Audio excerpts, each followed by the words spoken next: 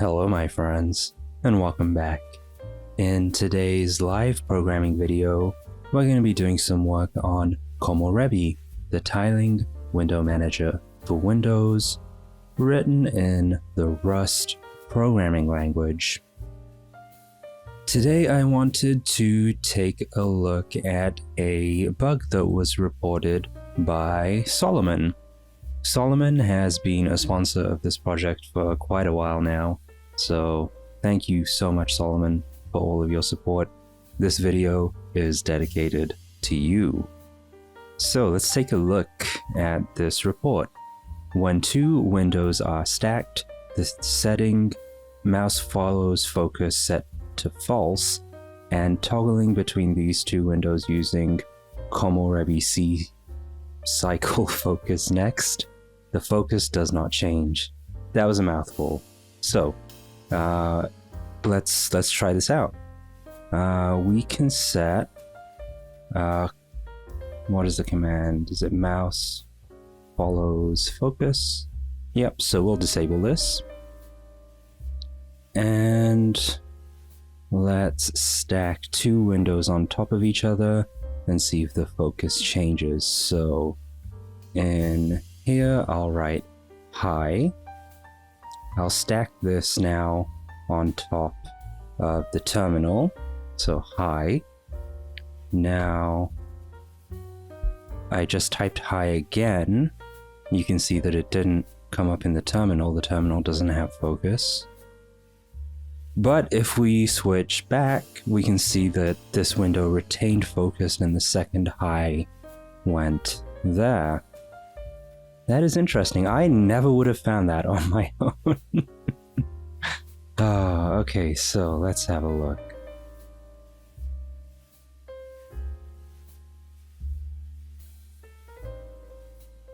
So, this is triggered by the cycle stack message. I think that's the only way to interact with a stack. Let me see. Stack. Stack window, unstack window, cycle stack. Yeah. Okay, so we have this socket message, which when called will execute this method, cycle container window in direction, and the direction I believe can be previous or next. Yeah, cycle direction is previous or next. So let's take a look in this function. Alright, so we have some logging, we get the focused container, we get the length of the container, and we will bail out if we have a windowless container. Every container must have at least one window, but this is just a bit of defensive programming. So if the length is only one, we can't actually do anything, right? So we'll just bail out of that and we'll log that error. Then we'll get the current index inside the container of what is currently focused, and then the next index in the direction. So if we look at this, we match on the cycle direction. So if it's previous, we'll get the previous index, and if it's the next, we will get the next index. So then we focus the window at the next index, we load that window, and then we update the focused workspace with the value of mouse follows focus passed to that method. So let's take a look in here. So there are instances where this follows focus will not be set from mouse follows focus, but will be set programmatically within the window manager. There are certain edge cases where this is needed. So I think I can see what is happening here. If you have mouse follows focus, and wait, let me get back to that. So we get to here, cycle container, and we call this with mouse follows focus. And then we check. If this follow focus value is false, then we're not gonna do anything. So actually here we need to know if we are cycling focus within a container. Right, a container that has more than one window. We need to know if this method has been called from a cycle operation. So let's say if this is a container cycle focus, let me just put that there for a second. So at this point, we've changed the focus in the container, and we are sure that the container that we have operated on is the focused container. So we can call this again to get the focused container.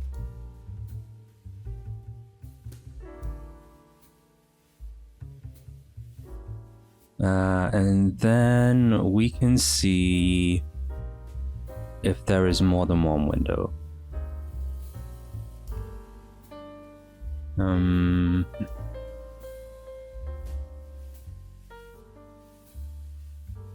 Or maybe we can call this multi-window container, because that's what we're really checking for. So we can say if follow focus or multi-window container, and the way this works is it will keep evaluating until there is a true. Is that right? I haven't thought about Boolean logic for a while. So if follows, if false. Wait. I'm gonna look this up because I want to be sure. How does Boolean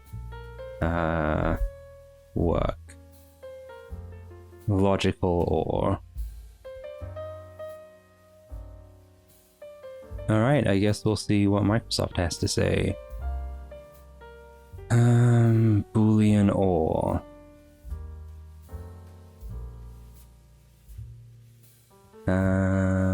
Okay. No, that's not the one. This is the one. What am I doing? Okay, so second operand always returns true.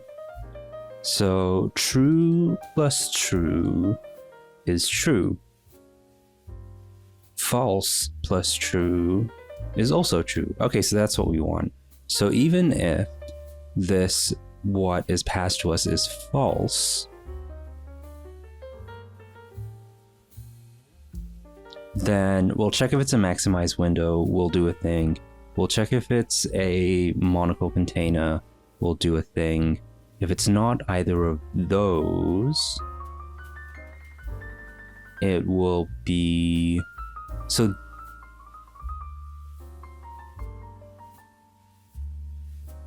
I think this is gonna work. Alright, else if let... Because can you have a maximized window? Oh, that's just a window. That's not a...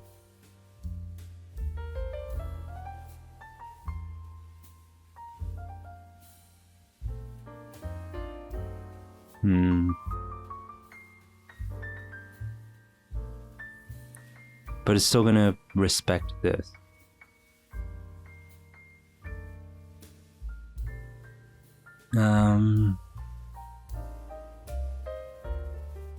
Or you know what, how about we don't touch this logic?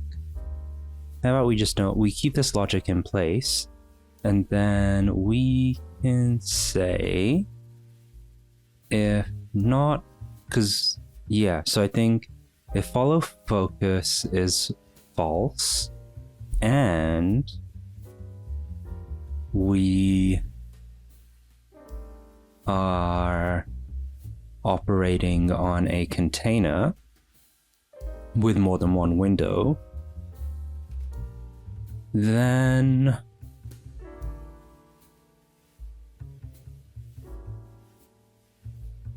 then we'll do this.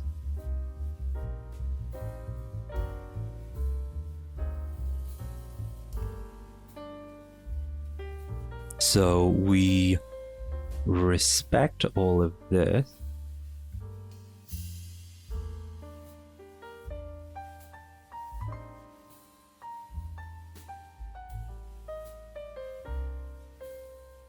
I think we can put this in here as well, just to make sure we're not breaking any additional behavior. So if maximized window is none, and if self.focus workspace monocle container is none, then let's do this. And I think that we can oh, I thought we could consolidate that. I'm not sure what happened. Rust bumped. Why you know, my friend? Why you know?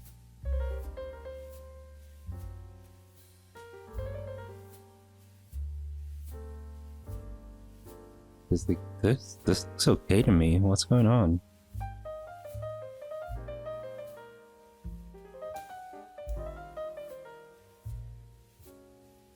We're missing a delimiter somewhere. Huh.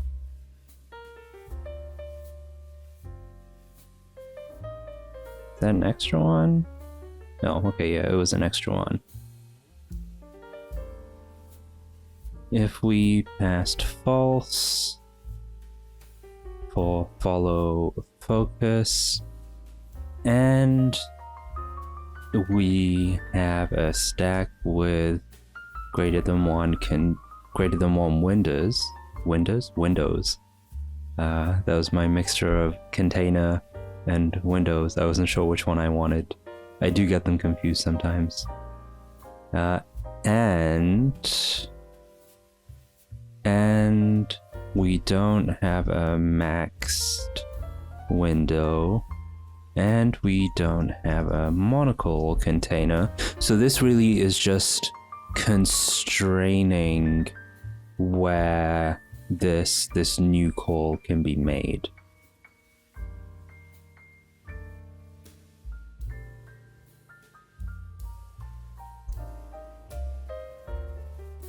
What is going on here? Why are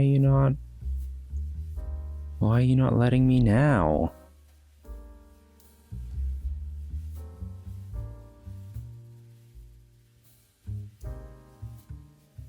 Oh, because this needs to be the length of the windows.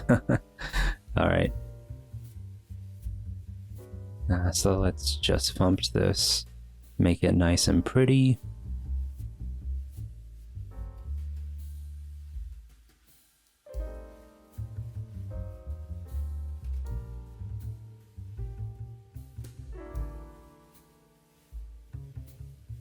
Huh, it did not make that pretty for some reason. Never mind. Okay, if we passed false for follows focus, and we have a stack with greater than one windows, and we don't have a maximized window, and we don't have a monocle container, then if we have a focused window,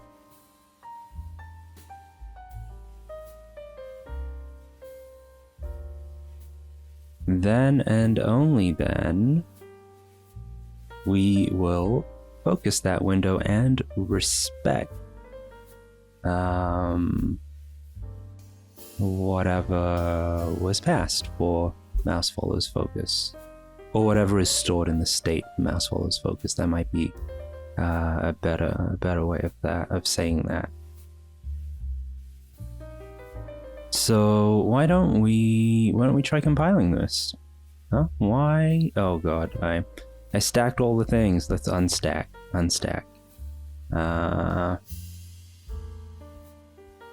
And we can do Komorebi C stop. And why don't we just run this? We'll do Komorebi C run. Ooh, that's not good. Bump hello v3.15.0 is yanked. We'll need to do a little upgrade for that. So the command, I believe, was mouse follows focus disable, and we've processed that. So now we can once again try our high test.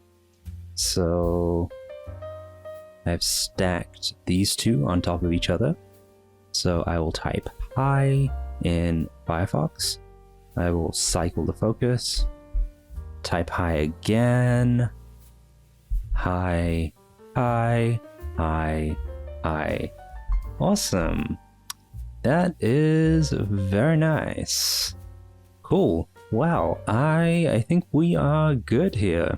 We did a little bit of defensive programming, and as easy as it would have been to do an override here, I hope it makes sense, and the way that I explained it makes sense, that in this instance where we have a lot of other logic for other situations, it's probably safer to leave this as is and then just have a separate subsequent block which really narrows down the situation in which this new code is called. Especially because, right, if this has 34 plus 53 usages across the whole code base. Oh my god. So instead of making this one simple change here, where I have this, and I forgot what I called the variable, but basically checking if we have more than one window in a container stack, the blast radius potentially could have been quite big. So we keep this as it is, and then we only operate when a very specific set of conditions have been met. Yeah, I hope that makes sense. So, Solomon, my good friend Solomon, thank you so much for this is also a really good example of how to submit a bug ticket. This is excellent. It's very in detail. Yeah, I recommend that if you do want to submit a bug ticket, you should look up this issue 680 and see if your bug issue that you're about to submit looks something like this. Okay, so I guess I should assign myself after the fact, and I'll put the commit together for this once we wrap up the video. So this will be going into the next release, version 0.1.22, which I am looking to get out in a week or so. I do not want to repeat of the version 1.20 and version 1.21 release, where a lot of big changes went out and resulted in a lot of frustration. There is a retrospective video available. How can I get the link to that up?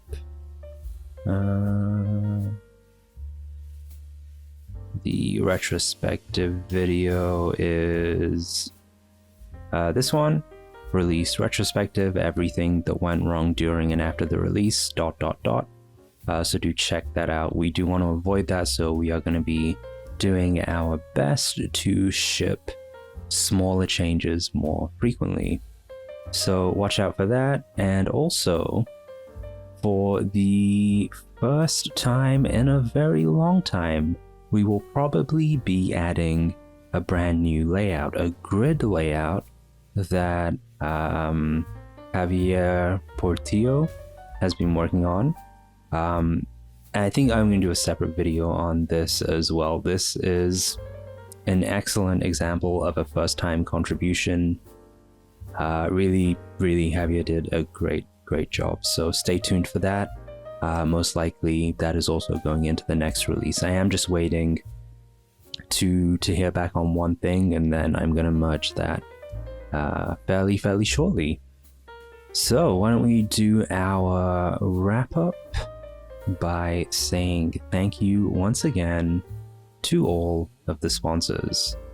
That is not, however, how we are supposed to do it, because we are supposed to open it in a new window so that we don't show the faces of the private sponsors. Alright, so let's start from the right. Thank you to James, Pavel, EFL1P, private sponsor number 1, Chase, Maxwell, DM1681, Red Lobster, Darian, Kwang, Surefire, Solomon, who this video is dedicated to, Alex, private sponsor number 2, Evan, Alex, Julian, and Hisayuki. Thank you so very much, my friends. If you too would like to become a sponsor, head on over to the sponsor page. You can become a one-time sponsor. You can become a monthly sponsor. And honestly, even if it's just $1 a month, it does make a very big difference to me. If, however, you are not in a position to become a sponsor, the very next best thing that you can do is hit subscribe on the YouTube channel.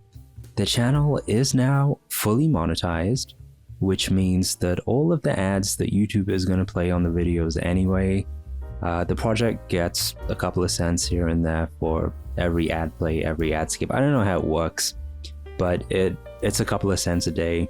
And maybe that will grow as we get more subscribers as well. It is a really easy, passive way for you to support this project. Oh, that was a good one. I like this video. It was nice and easy. We don't have many easy videos these days, I feel like, when we're doing live coding, but I'm glad this one was an easier video. Alright, my friends, I hope that whatever you all do today, you have a great day. Free Palestine, and I'll see you all back here next time.